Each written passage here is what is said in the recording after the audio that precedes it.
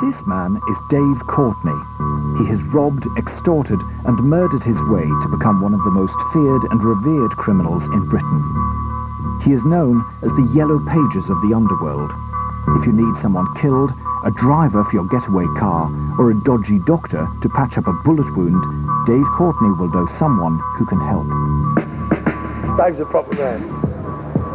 Be fair with him and he'll be fair with you. You try to fuck him and he'll fuck you.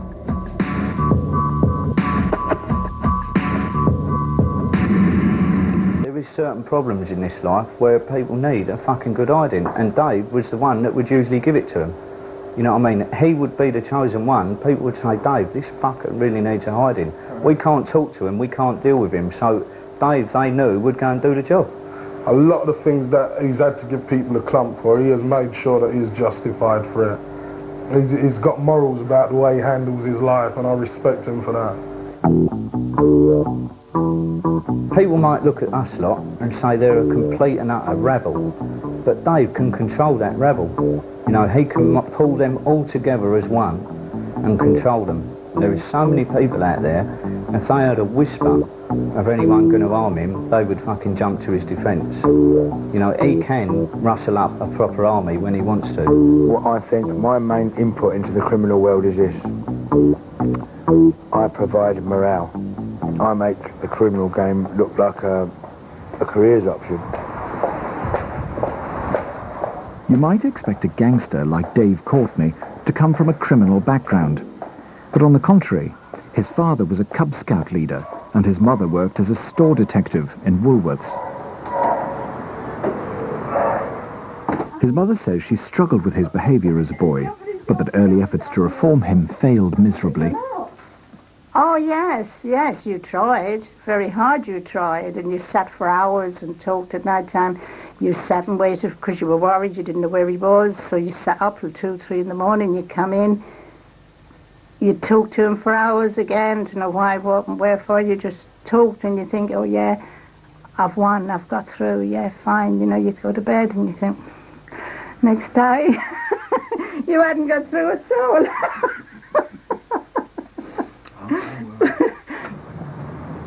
Courtney was born on the 17th of February 1959 and grew up here on the Sheffield Park estate in South London.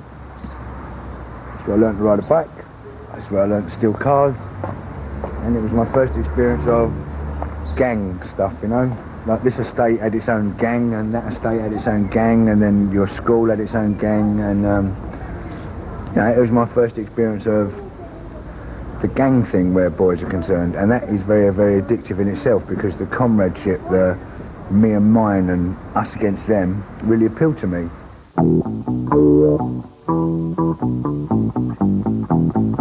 At the beginning of the 1970s, a young Dave Courtney attended Forest Hill School.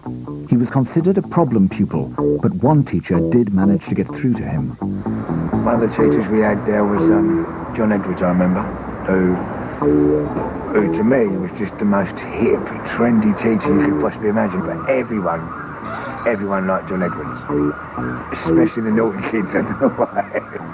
It might not be a good advert for him, whatever he's doing now, but the naughty kids loved him.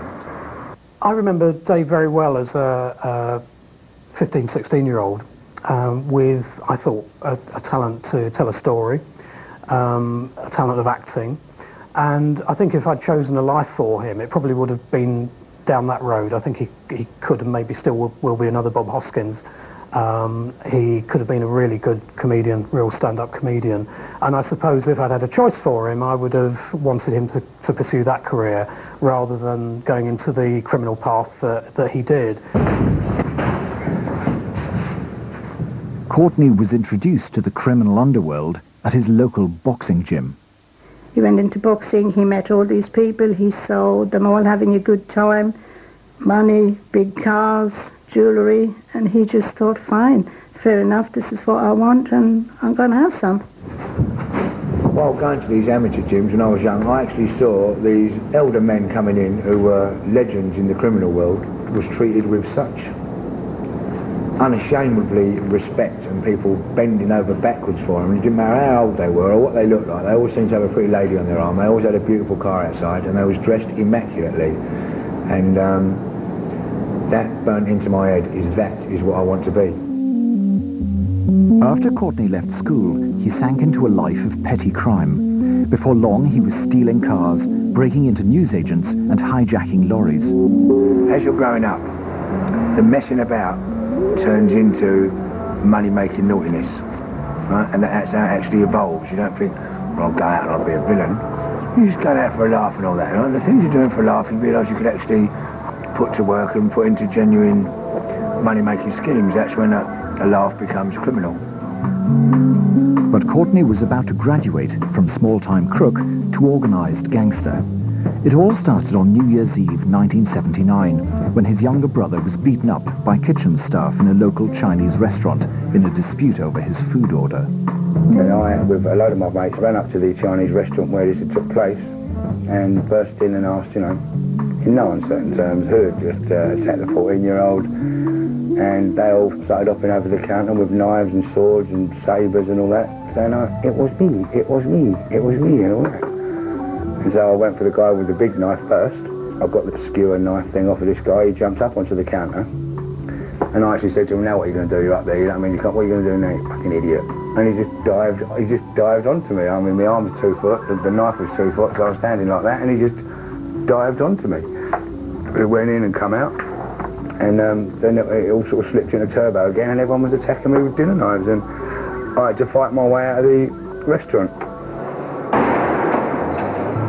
Courtney was sentenced to 3.5 years for carrying an offensive weapon with intent, actual bodily harm and affray. The original charge of attempted murder was dropped at the trial. I was a very young man at the time. I was only 21, and it was a very enlightening experience for me. You know, an invaluable experience for me, going to prison at that early age with such a little sentence. You know, what I learned, some people get a 10-year stretch to learn. You know, a little one at the beginning of your career is good. Courtney's stretch in prison fueled his criminal ambitions and also taught him how to realise them. When he was released 18 months later, he was determined to use his new knowledge to begin his career in organised crime.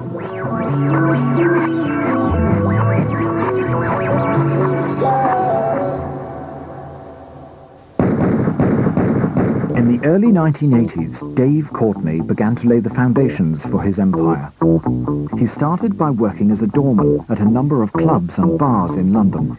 It wasn't long before he was being offered employment which was less than legal. If anyone wants anything done and they don't actually know an hard nut, they know the doorman down the club. And so it's like a job centre for people like myself, you know. There's 1,000 people in that building all ready to come up and ask you, can you do this, can you do that, can you do this? So my criminal sort of field accelerated greatly when I took over a load of doormen. Courtney was ambitious. Soon he was managing whole teams of doormen, and he was making the contacts that would prove to be the cornerstone of his criminal career. One of the first spin-off jobs from the door security network was debt collecting. Courtney was known as an enforcer. His job was to recover money from reneged deals and dodgy loans.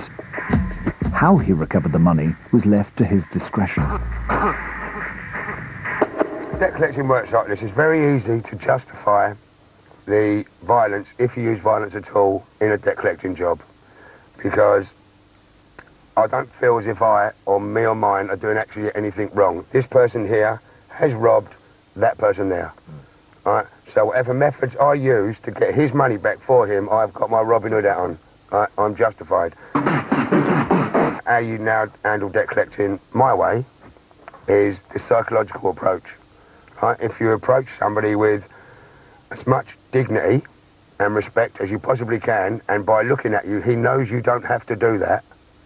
Right? He knows that me and the two blokes standing on his doorstep could cause him the biggest problem he had in his life and give him such severe pain that he would never ever forget it. But you're actually being very nice and giving him the opportunity to rectify his mistake, right?